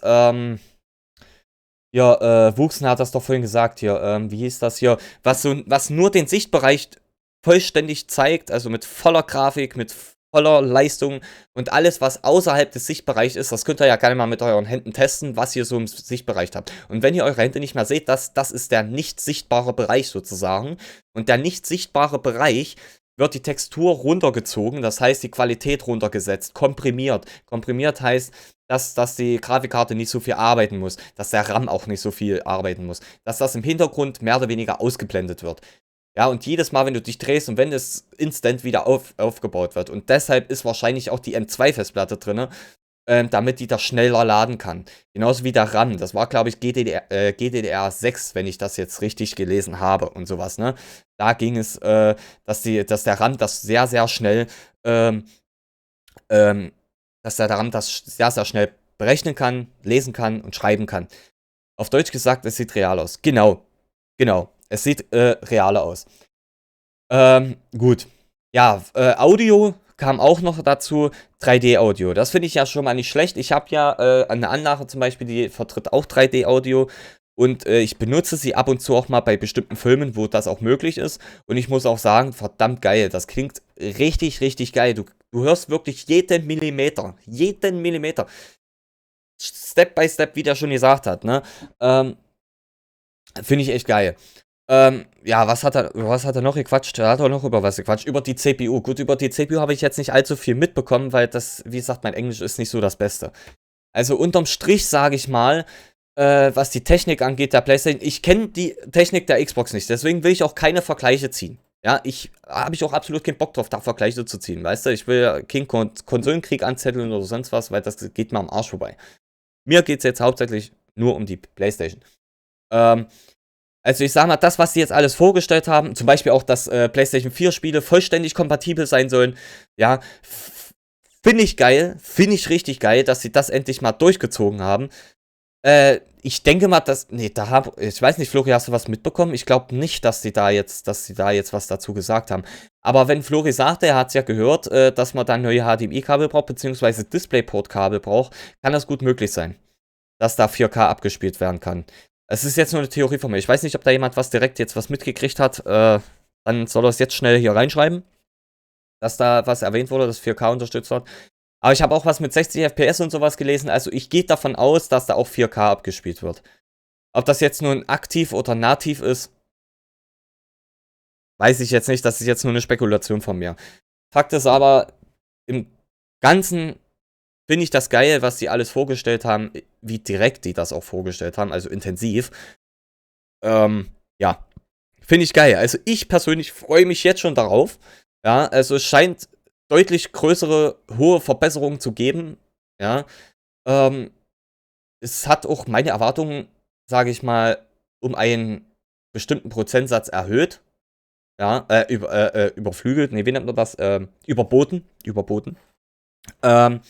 Ich habe jetzt einfach nur, was weiß ich, zum Beispiel bei der Festplatte habe ich einfach nur eine stinknormale SSD-Karte, habe ich damit gerechnet. Nein, es wurde doch bereits gesagt, dass sie 450 Euro kosten soll. Zwischen 450 und 500 Euro. Mein Guter. In einem bestimmten Markt gibt es sogar schon Preise, glaube ich. Im Ausland oder so. Bin ich mir nicht sicher, ist eine Spekulation. War kein Leak von mir. Ja. Was wollte ich denn jetzt sagen? Das wurde abgelenkt hier. Ja. Na, ich finde halt persönlich den Inhalt finde ich sehr, sehr geil. Es hat meine Erwartungen etwas mehr übertroffen. Ach ja, bei der Festplatte bin ich stehen geblieben. Ich habe, wie gesagt, erwartet, dass es nur eine stinknormale SSD ist. Und dann kam der, ja, wirft er hier mit einer M2 um sich hier. Ja, also, das hat schon mal meine Erwartungen übertroffen.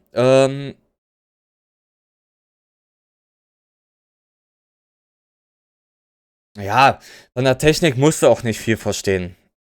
Um es grob zu sagen, eine HDD-Festplatte ist langsam. Die braucht viel zu lange zum Laden. Wenn du jetzt im Wartescreen bist, ja, ein Ladescreen, kennst du doch, Ladescreen, wo der Balken kommt, dauert ewig. Hast eine SSD, geht das schneller. 10 Sekunden schneller, würde ich jetzt mal behaupten.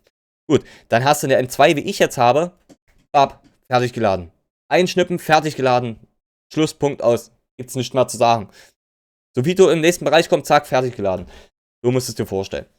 Ja, ja, deutlich höhere Grafik soll möglich sein. Ich bin auf jeden Fall gespannt, wie dann die zukünftigen Spiele aussehen werden. Ihr dürft natürlich jetzt keine weltbewegenden Spiele erwarten oder grafisch geilen Spiele erwarten, ja. Die ersten Spiele, im ersten Jahr die Spiele, werden definitiv keine, dürfen auf jeden Fall, dürft auf jeden Fall nicht erwarten, dass die dann auf einmal ultra realistisch aussehen, ja, oder ultra geil oder was weiß ich, ja.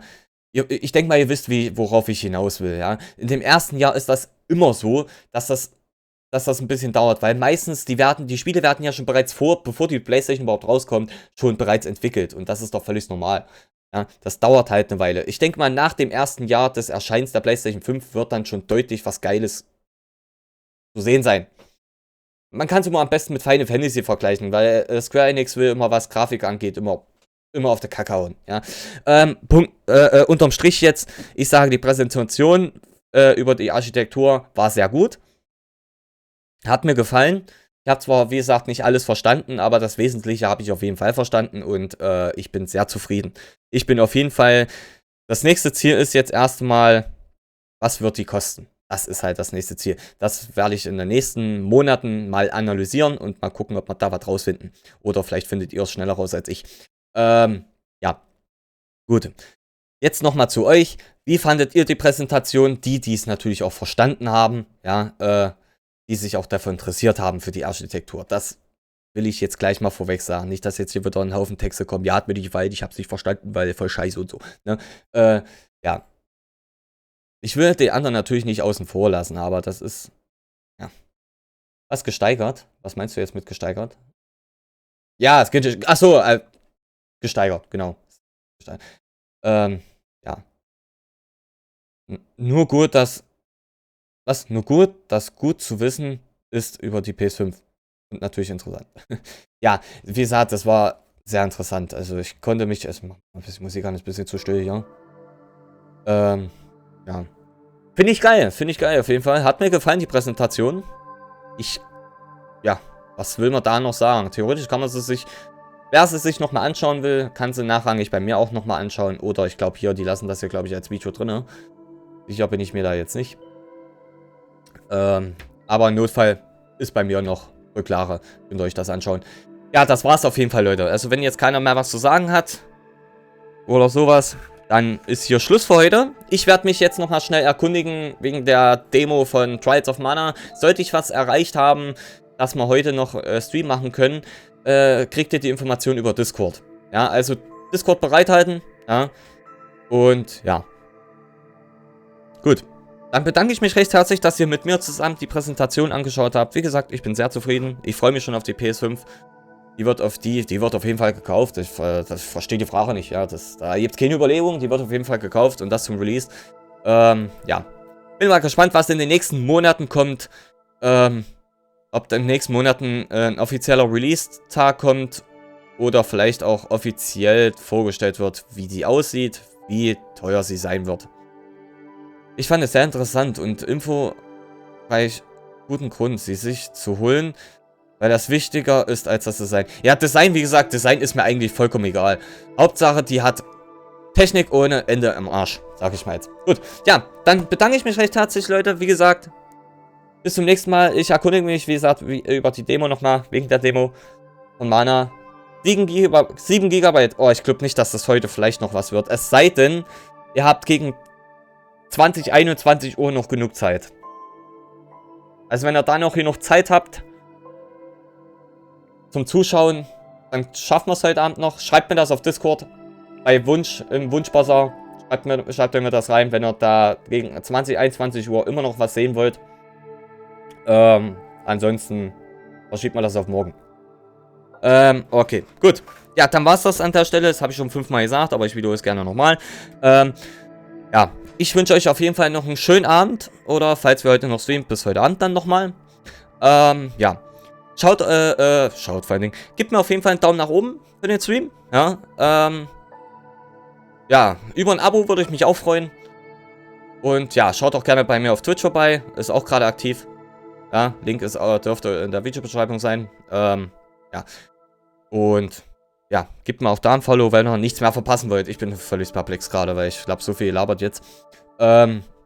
Ja, gut, schaut auf jeden Fall auch mal bei meinen Partnern vorbei, TV, Shorty's LP Chaos, Tomic LP und so weiter und so fort.